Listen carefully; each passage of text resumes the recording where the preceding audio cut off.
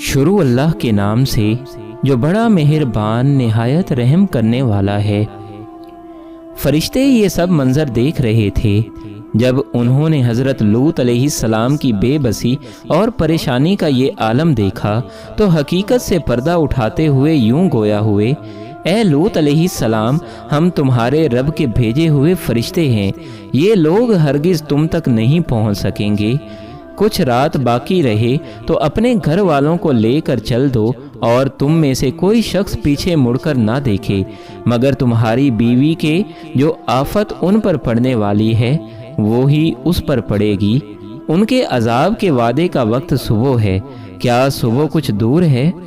مفسرین لکھتے ہیں کہ حضرت لوط علیہ السلام حقیقت حال جان کر مطمئن ہو گئے اور اپنے اہل خانہ کے ساتھ رات ہی کو نکل کھڑے ہوئے۔ بیوی بھی ان کے ساتھ تھی، لیکن کچھ دور جا کر وہ واپس اپنی قوم کی طرف پلٹ گئی اور قوم کے ساتھ جہنم رسید ہو گئی۔ قوم حضرت لوط علیہ السلام کے گھر کا دروازہ توڑنے پر بضد تھی، چنانچہ حضرت جبرائیل علیہ السلام نے گھر سے باہر نکل کر اپنے پر کا ایک کونا انہیں مارا، جس سے ان سب کی آنکھوں کے ڈھیلے باہر نکل آئے اور بصارت زائل ہو گئی۔